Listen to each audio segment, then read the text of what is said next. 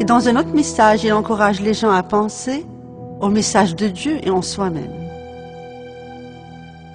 Le Créateur a dit, « Nous leur montrerons nos signes dans l'univers et en eux-mêmes, jusqu'à ce qu'il leur devienne évident que c'est cela le Coran, la vérité. » Apporte 12 billes, numérote-les de 1 à 12, et mets-les dans un sac. Secoue le sac et ferme les yeux. Sors ta bille numéro 1, et fais-les sortir une par une. Est-ce que vous savez quelle est la probabilité de faire ça? Vous devez essayer à peu près 479 millions de fois pour les faire sortir dans l'ordre de 1 à 12. Donc, si pour faire sortir 12 billes par ordre numérique est tellement improbable, que pensez-vous de la possibilité d'avoir créé cet univers par hasard, avec tous ces systèmes, avec toute cette précision, les synchronisations, les variations, les probabilités infinies? Est-ce qu'on peut dire que tout cela est arrivé par chance? Fred Hoyle, un mathématicien anglais renommé, a exprimé l'impossibilité d'avoir une forme de vie supérieure sans un créateur. Les chances qu'une forme de vie supérieure puisse avoir émergé par hasard est comparable à la chance de formation d'une tempête qui balaye un dépôt de ferraille et pourrait assembler un Boeing 747 avec les débris.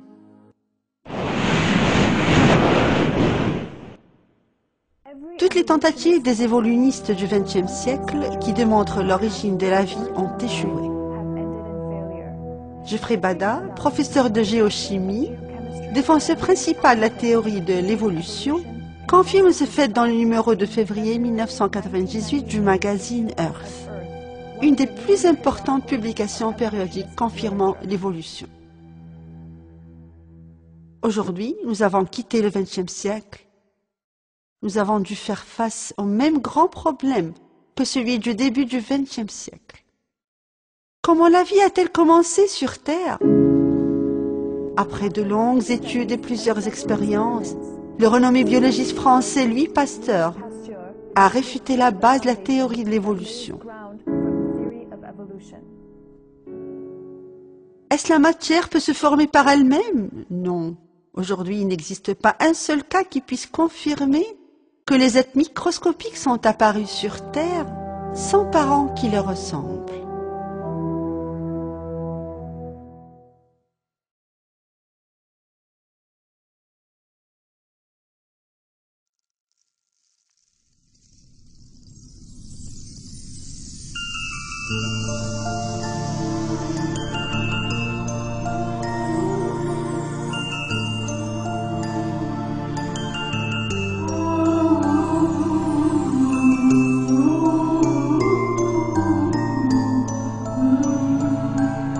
Les musulmans croient que chaque être humain est né originalement bon et de bonne nature.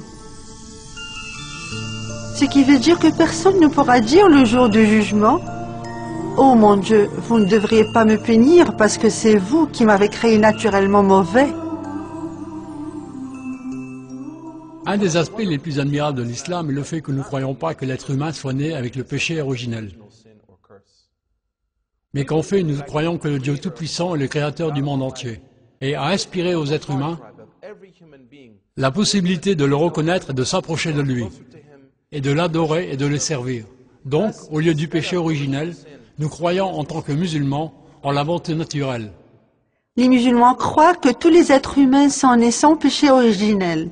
Bien que nous croyons que tous les êtres humains sont nés d'Adam et qu'Adam a créé de poussière, nous croyons aussi que si quelqu'un pêche ou commet un crime, lui seul sera châtié le jour du jugement et non pas ses fils, ou ses petits-fils, ou les fils de ses petits-fils.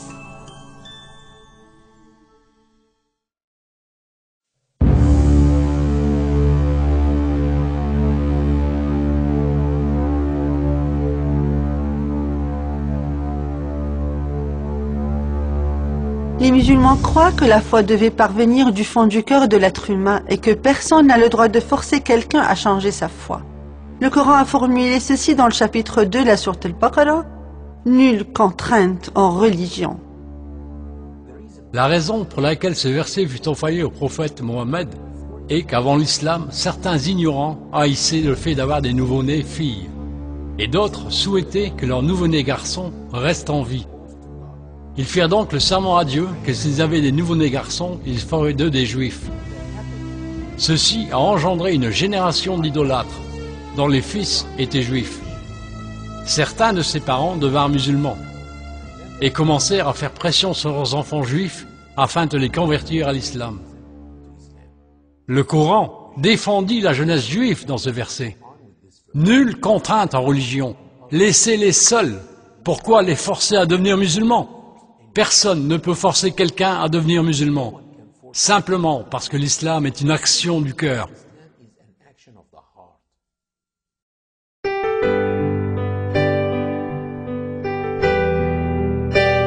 Les musulmans croient qu'il n'y a pas de suprématie se basant sur la couleur, la race ou le sexe. Dieu a dit dans le Coran, « Le plus noble d'entre vous auprès d'Allah est le plus pieux. » Le prophète Mohammed a dit que tous les gens aux yeux de Dieu sont égaux comme les dents d'un peigne. Il n'y a pas de préférence entre un arabe et un non-arabe, ni entre un blanc et un noir, excepté entre leur niveau de piété et de droiture. C'est donc la piété et la droiture et non pas du racisme. Ceci prouve que les musulmans croient que Dieu le Tout-Puissant n'a jamais choisi les Arabes pour être le peuple choisi, ou les Juifs, ou n'importe quelle autre race.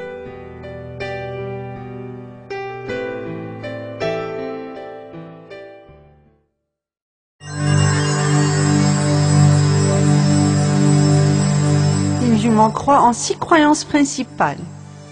Croire en Dieu, Allah, aux anges de Dieu, aux écritures de Dieu, ses messagers, le jour de la résurrection et la destinée divine.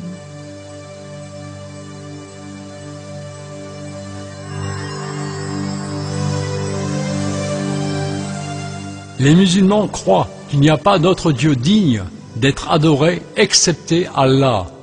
Ceci ne devrait offusquer personne, parce que le mot Allah est un mot arabe qui signifie le seul et unique Dieu.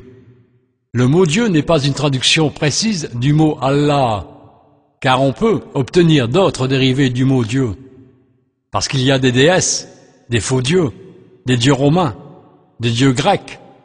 Mais le mot Allah veut dire l'unique, le seul vrai Dieu. Les chrétiens et les juifs arabes adorent Allah aussi.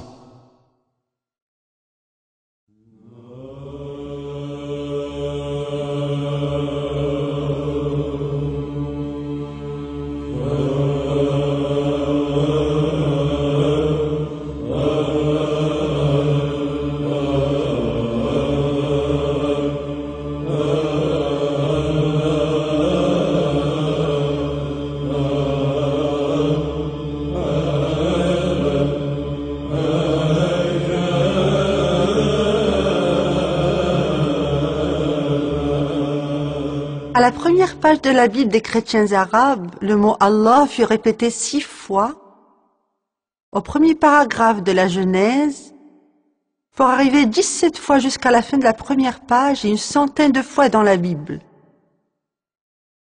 Il n'existe pas d'autre Dieu qu'Allah. Les musulmans croient en un Dieu absolu et unique, et en la nature imposante de notre Créateur, ce qui veut dire qu'il ne ressemble pas à sa création, dans ses attributs, ses actions ou son essence. Donc, si le Créateur était comme sa création, il n'aurait pas mérité d'être adoré.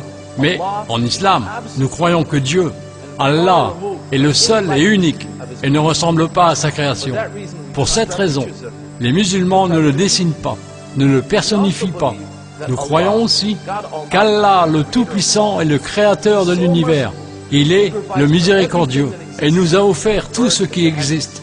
Les oiseaux du paradis, les poissons des mers, les montagnes, le ciel, les étoiles. Il est si généreux qu'il donne même à ceux qui dénient son existence, comme Karl Marx. Essayez d'imaginer Karl Marx recevant la facture mensuelle de sa consommation d'oxygène, lui disant « Karl, si tu ne payes pas, nous couperons ton oxygène. » Mais non, Allah, le Tout-Puissant, est miséricordieux.